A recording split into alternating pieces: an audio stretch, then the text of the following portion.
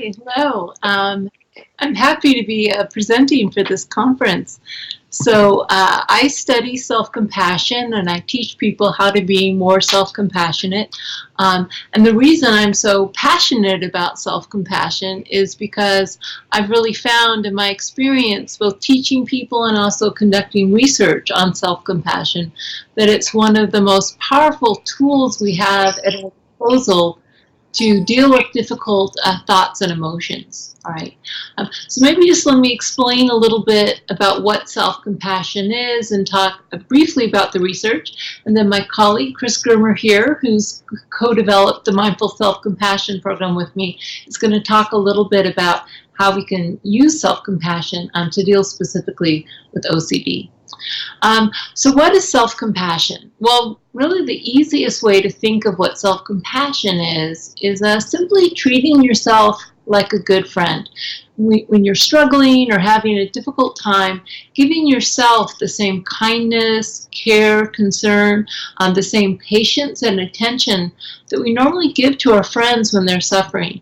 Most people, when they start to look at it, realize that they're much more compassionate to others than to themselves. You know, maybe we're pretty good when we have a friend come to us who's struggling, at making time for them, listening to them, supporting them, encouraging them, showing them we're there for them, that we care. But with ourselves, the story is often quite different. It's much more common for us just to beat ourselves up if we make a mistake, to be unkind to ourselves, to really think that we need to be mean to ourselves in order to keep ourselves in check and keep ourselves in line. So really what self-compassion does is it turns this habitual tendency around so that we treat ourselves with the same kindness that we show to our friends. But self-compassion is actually a little bit more than just the sense of kindness. So being kind to ourselves is one of the elements of self-compassion. But there are two more that are also really important and actually that help distinguish self-compassion from self-pity. First of all, mindfulness, which many of you may have heard of, is essential to self-compassion. What is mindfulness? Mindfulness basically involves the ability to turn toward whatever's happening, even if it's painful, even if we don't want to acknowledge what's happening, and to really be with it as it is. In order to be kind to ourselves, we have to acknowledge when we're suffering in some way. So we need to acknowledge what's happening, but we also don't want to run away with the storyline of what's happening. We need to be with our own struggle in a kind of balanced way. And that's mindfulness, having really the courage and the presence of mind to step outside of ourselves and say, hey, I'm really having a hard time. How can I support myself in the moment? The other important thing about self-compassion is that it frames the experience of struggle or imperfection in light of the shared human experience. Now, we know that everyone's imperfect. We know that everyone leads an imperfect life and struggles. But often what happens especially when we fail, or we do something wrong, or we feel inadequate in some way, is in that moment we feel as if this shouldn't be happening, as if what should be happening, what normal is perfection. And if what is happening is not perfection, this is abnormal. Something has gone wrong. And that feeling that something has gone wrong, that I shouldn't be this way, that my life shouldn't be this way, is really damaging because it causes a sense of disconnection from the rest of humanity. And if you think about it, if we're kind to ourselves but not framing our experience mindfully and with a sense of shared humanity, we can actually fall into self-pity. So what is self-pity? Self-pity is, woe is me, poor me, this is so terrible. Self-compassion isn't about poor me. Self-compassion is just saying, hey, life is difficult for all of us. And it also is a balanced way of looking at things. It doesn't exaggerate the extent of our suffering. So what we know is that people who are higher in self-compassion or who are taught to be more self-compassionate, that they're much more capable of coping with difficulties that life throws their way. Just to give one small example, we did a study of veterans coming back from Iraq and Afghanistan, and we found that those soldiers who were self-compassionate to themselves when they came back, they'd experienced so much trauma, a lot of combat, those soldiers who could be a good friend to themselves after they got back were much less likely to develop post-traumatic stress syndrome 1 year later than those soldiers who beat themselves up, right? So you think about it, what we're doing with self-compassion is we're being an inner ally as opposed to an inner enemy. And so anyone who struggles, whether it's combat exposure, OCD, anxiety, depression, trauma, whatever the difficulty is, if we can be with ourselves in a kind, compassionate way, the research shows that it really helps us cope. So self-compassion is a strength, not a weakness.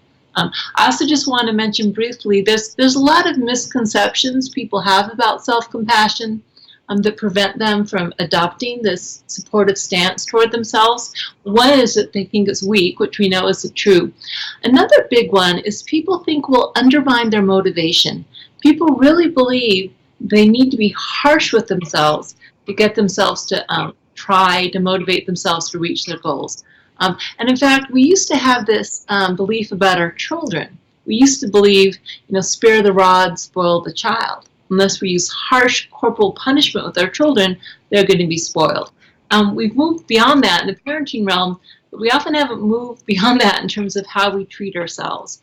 So what the research shows is that people who try to motivate themselves with harsh self-criticism, well, it kind of works for a while. But what happens is eventually people start becoming afraid of failing, because it's terrible to fail because you're going to be met with this barrage of self-criticism. So people become afraid of failing, and they also develop anxiety about trying new things. I don't want to try this because if I try it and I fail, it's going to be so debilitating. So actually, at the end of the day, self-criticism undermines motivation because it creates this constant fear of failure and anxiety, and people lose faith in themselves. What we know is self-compassion increases motivation by making it safe to fail. If it's safe to fail, we aren't afraid of failure, we're willing to try again when we do fail, and we're more willing to look at what we've done and learn from our mistakes. So self-compassion, it doesn't undermine motivation, it's not a weakness. Some people think self-compassion is self-indulgent, right? It just means giving yourself pleasure. Self-compassionate people, they care about themselves. They want to be a good friend to themselves. So they do things like go to the doctor more often. They eat better. They exercise more. So you won't harm yourself if you're self-compassionate, if your sense of well-being is in the forefront. And then just finally one comment. Some people think that self-compassion is selfish, that it's self-focused. In fact, being self-compassionate is one of the kindest things you can do for other people. This works a couple ways. First of all, we know that self-compassionate people make much better relationship partners. They're more giving in their relationships. Why? Well, if you constantly give to others and don't give to yourself, you're going to burn out. You're going to be depleted. But if you're kind and supportive to yourself, you actually have more resources to give to others. So we know from the research that self-compassionate people are described as being much more caring, much more intimate, much less controlling in the relationship. Again, because they aren't so needy, they aren't so dependent on others. They have more within their own hearts to give to others. So basically, just to kind of summarize a huge field of research, which has about 1,400 studies now, self-compassion is very good for mental health. It's good for reduced anxiety, reduced depression, increased happiness, and it also really helps us live a happy life and reach our goals. So that's my bit. But Chris, I'm not a clinician, I'm a researcher. Chris Germer here is a clinician, so I'd asked him to join us to talk a little bit about OCD in particular. You wouldn't mind. Sure thing. Yeah. Thanks, Kristin, and also thanks, Fred, and thanks for everybody listening to this. Yeah, so I'm a clinician, but I'm also a person who, through his whole life, has struggled with anxiety, so I do know this from the inside out. I, for 20 years, suffered from pretty debilitating public speaking anxiety, and I'm also a mindfulness practitioner, and I think most people who are watching this videotape probably know that anybody will say, in order to make anxiety workable, you have to kind of begin to accept it in some way.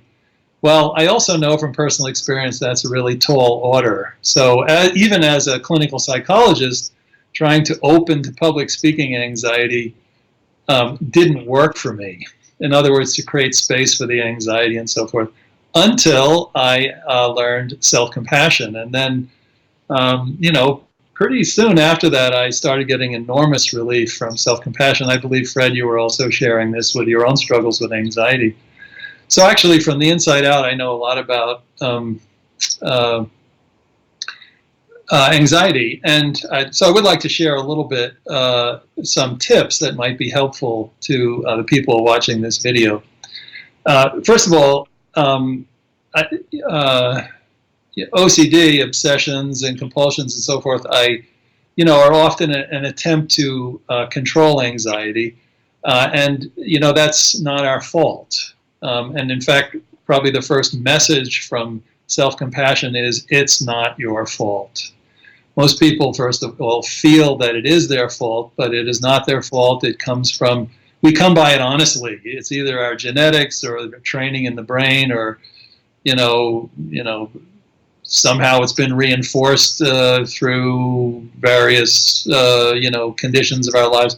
But it really is not our fault. It's just one of the ways that we suffer. And Kristin was referring before about, how that is that is, in fact, something very common for all of us as humans. We do struggle. But the effort to control anxiety, particularly if you have a tendency toward anxiety, is ultimately what makes it more difficult.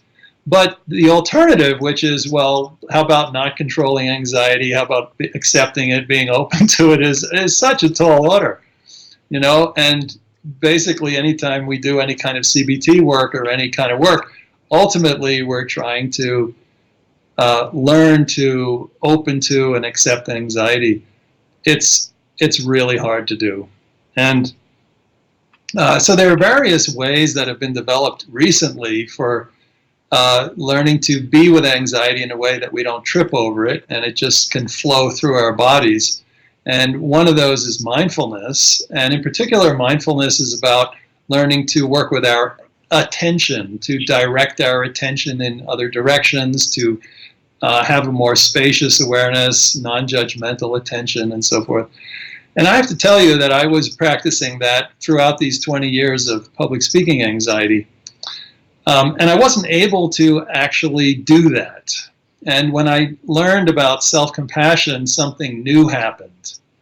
And the new thing that happened was I learned to, I realized that sometimes first you need to hold yourself before you can hold difficult experience.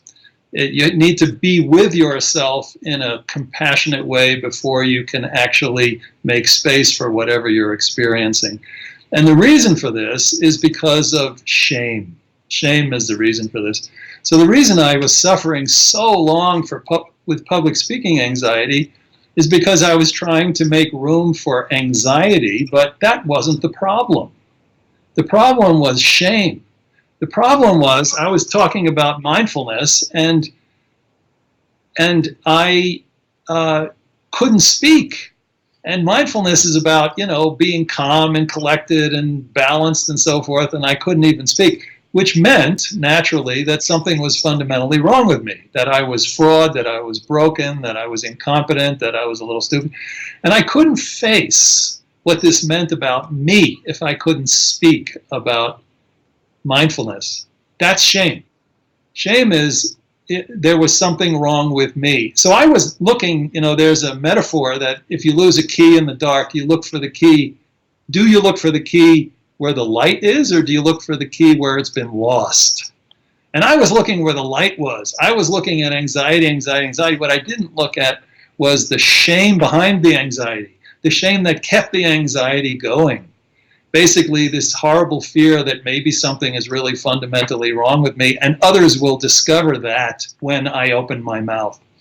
Until I learned loving kindness meditation and self-compassion and could hold myself in my brokenness, was not until then was I actually able to speak. And that is self-compassion practice. That's the capacity to see whatever you're going through as part of the human experience, and to know, and this is really critical, that if everybody in the world were to look at you askance, look at you kind of like, what's the matter with you, that you are still lovable, that you are still a valid human being, and that you can still function. To have within yourself this resource to be there for yourself in your moment of greatest brokenness was the difference that made the difference for me.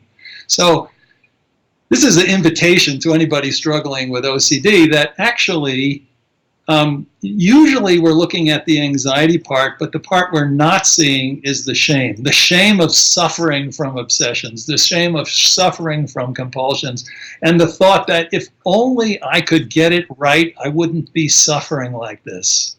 And what would it be like actually if you cannot get it right, if you cannot trick the system?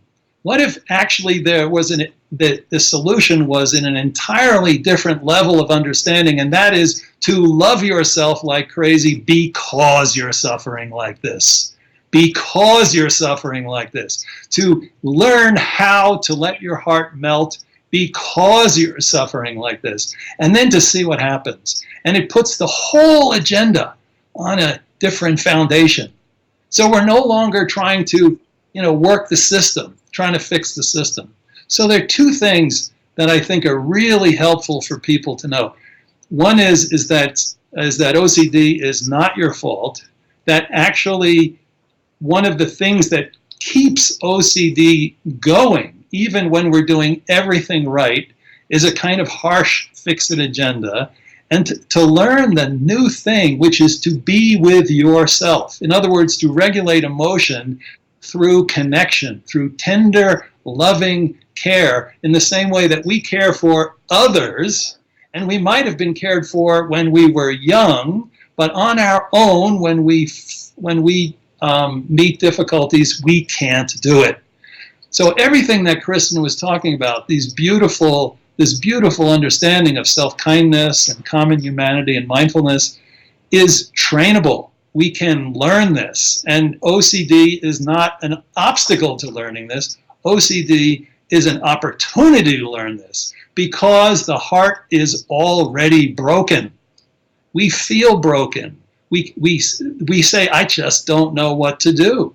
And in that moment of brokenness, to begin to learn how to let the heart melt, how to let the heart soften, to move from to tenderness. In other words, all these techniques that we know about how to work with OCD, they work, but they don't always work unless there is a particular attitude or tone that we work with them.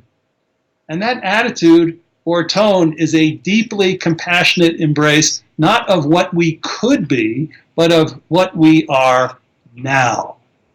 And just to be really practical about this, we know that exposure and response prevention is the way to go. But, sometimes it actually kind of doesn't seem to work for me.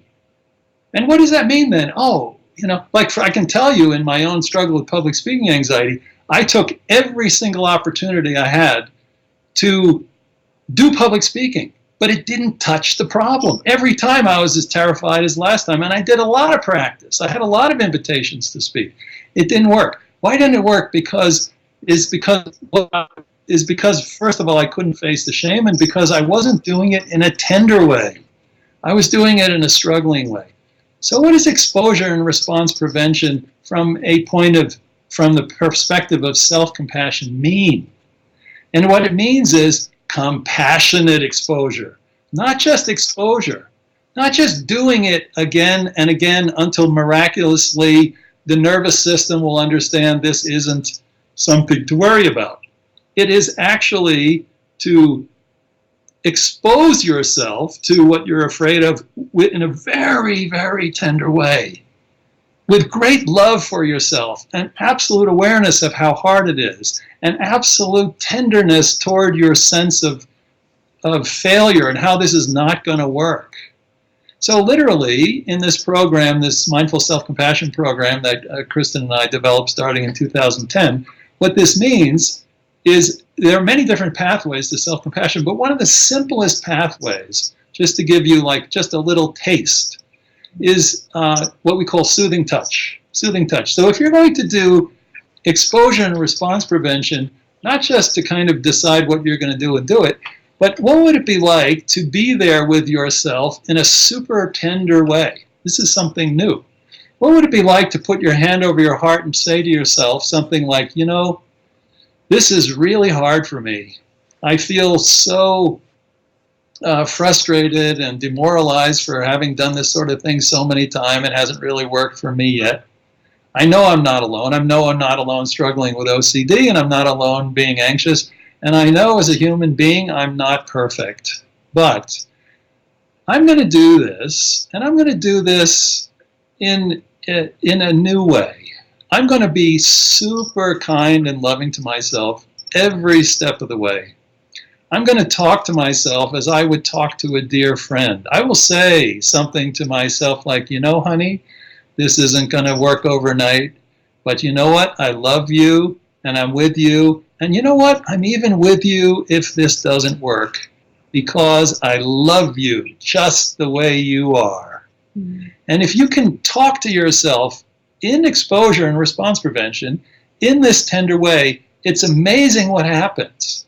Because when you give yourself the option to be as broken and unsuccessful as you fear you might be in this practice, new things happen. And if they don't happen, then what? Then we give ourselves love, even more love, because it didn't work. In other words, the heart is breaking, and in that brokenness, we let our heart melt. And in that moment, what happens is that the fear dismantles, that care arises, and you begin to think, oh, this is different, but nothing happened. Well, what happened was you're just feeling fine, no longer terrified. So we're offering this just as a taste. And maybe the last thing I'd like to say is that the MSc program, you know, is a 24-hour program. You know, people are welcome to take that program, not necessarily as a clinical intervention, but just to grow this strength of these resources of mindfulness and compassion. And also on Kristin's website and my website and the Center for MSc website, there are a lot of recordings that if anybody is interested in this kind of thing, they can just, you know, taste them, see what happens, okay? But to know that what this practice is about is not trying to make, you know, obsessions and compulsions go away. It's about loving ourselves just as we are, and then see what happens. Yeah, and maybe just to add to that, that was beautiful, by the way, thank you. Thank you. You know, a phrase Chris and I like to use to describe the process Chris was describing was, actually we take this from a meditation teacher named Rob Narn, who says, you know, the goal of practice, and we can think of practice, whether it's meditation practice, self-compassion practice, practice to work with our anxiety, the goal of practice is simply to become a compassionate mess, right? So in other words, the goal is not to be a mess. The goal is to be a compassionate mess. We can still be a mess. We can still be broken. We can still have all our anxieties and our flaws and foibles. But if we can hold them with compassion, what that means is our awareness actually rests in the compassion holding the mess. And that's the beautiful thing about compassion, which another term for it, these three components of kindness, connectedness, and mindfulness, is loving, connected presence. It kind of has a more felt sense of what it is. So what we do with self-compassion is we hold pain in loving, connected presence. So that pain might be, you know, severe anxiety or some obsessive compulsion, some compulsive behavior. We hold that in loving, connected presence. And what happens is, first of all, the pain tends to reduce. It may not, but it often does. We have more ability to hold it. But our awareness actually rests in the love holding the pain. And then as we go through our day, even if we still have the same anxiety, even if we still make the same mistakes, even if we're still that mess, We're also the compassionate mess. And we learn to start trusting in the safety provided by the compassion that can hold the pain. And that's really, you might say, the alchemy of self-compassion. Yeah. Thank you very much. We appreciate a lot, and I think a lot of people will benefit from those messages.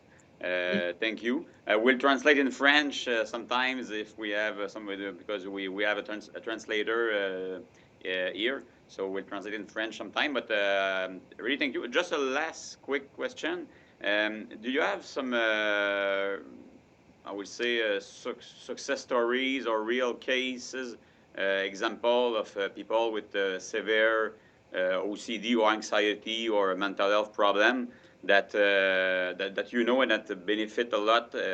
Me, I am an example, but because I benefit a lot from your teachings. But do you have also in your practice or in your surroundings some people that you can say, okay, this it was amazing what is done?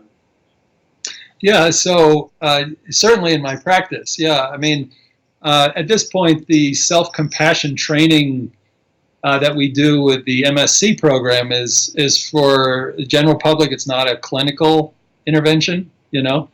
But I and many other clinicians, I would say maybe 30 to 50% of people who come to our programs are interested in, you know, carrying it forward and offering it to others. Yeah, and so, yeah, I've had any number of people with severe anxiety and also obsessional thinking, panic, basic panic disorders based on a kind of obsessional fear of humiliation in public settings because of, for example, fear of vomiting or something like that. And yeah, the foundation for change is this kind of radical loving acceptance. And when that actually sticks, when people actually know what that means and is no longer used as a strategy, but for its own sake. Yeah. So in other words, okay, now I'm going to do self-compassion. I'm going to take a handful of it, throw it at my symptoms, and they're going to go away. That will never, ever work. Actually, what people need to do is to feel really broken, as I did with public speaking anxiety. And then you just begin to love yourself because of your irredeemable brokenness, and then the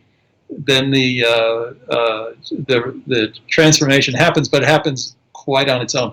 So I've seen this over and over again in clinical practice with difficulties. But the key is the timing. You know, as long as you think, okay, this is a slick new thing that is just on the market, and I'm going to like do this to get rid of my OCD, ain't going to happen. Ain't going to happen. And most of the people listening to this know what I'm talking about. So what we want to do is to open to that sense of brokenness and I can't do this, and do that with great tenderness as you would for a dear friend, and then see what happens. Well, so thank you very much. We appreciate a lot, and merci beaucoup. So thank you, and Thanks, Fred. people will benefit of that for sure. Okay. Be well. Bye.